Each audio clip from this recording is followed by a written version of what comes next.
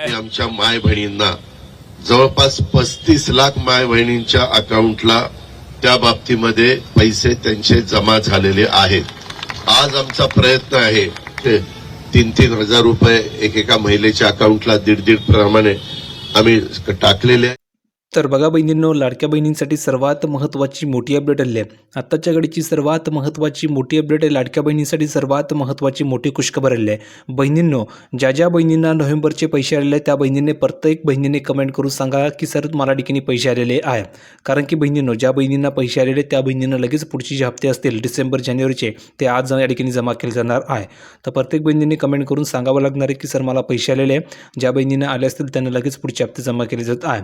महत्त्वाची अपडेट अशी की ज्या बहिणींना पैसेच आलेले नाही आहे तर अशा बहिणींचं काय होणार। तर बघा बहिणींनो, तुम्हाला पैसे न आले त्याचं कारण काय, तर तुम्ही KYC केली होती की नाही हे अगोदर सांगा। ज्या ज्या बहिणींनी KYC केली होती त्यांनी सांगा की सर माझी KYC झालेली आहे। कारण की ज्या बहिणींनी KYC केलेली आहे त्या प्रत्येक बहिणीला ठिकाणी पुढील हप्ता मिळणार आहे। आणि ज्या बहिणींनी KYC केलेली नाही आहे अशा बहिणींचे पैसे बंद केलेले आहे।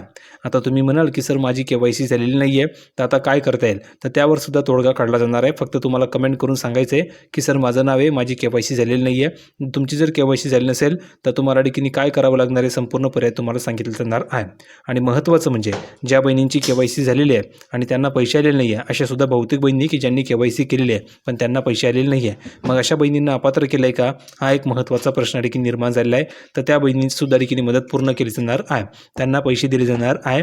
काळजी करू नका, कारण तुम्ही KYC केलेली होती पण तुम्हाला जर पैसे आले नसतील तर तुम्हाला पैसे पाठवले जाणार आहे। फक्त तुम्हाला कमेंट करून सांगायचे की सर मी KYC केलेली होती पण मला पैसे आलेले नाही आहे, मग त्यावर ठिकाणी जो उपाय असेल तो करून तुम्हाला पैसे जमा केले जाणार आहे।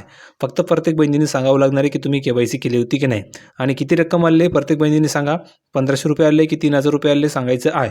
जर तुम्हाला पैसे आले असतील तुमचं नाव लिहून पाठवा की सर माझं नाव आहे, मला पैसे आलेले आहे। कारण की ज्या ज्या बहिणींना पैसे आलेले त्या बहिणींना लगेच पुढचा हप्ता जमा केला जात आहे आणि ज्या बहिणींना पैसे आलेले नाही आहे त्या बहिणींना मागचा हप्ता का आला नाही त्याचं सुद्धा संपूर्ण कारण सांगितलं जात आहे आणि पुढचे हप्ते कसे मिळतील त्याचा सुद्धा प्रयत्न केला जात आहे।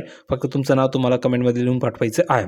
आता बघा, KYC पूर्ण केलेल्या लाडक्या बहिणींना मिळणार लाभ, या योजनेअंतर्गत लाभ मिळवण्यासाठी KYC प्रक्रिया बंधनकारक करण्यात आलेली होते आणि सुरुवातीला KYC साठी नोव्हेंबरपर्यंत मुदत देण्यात आलेली होती।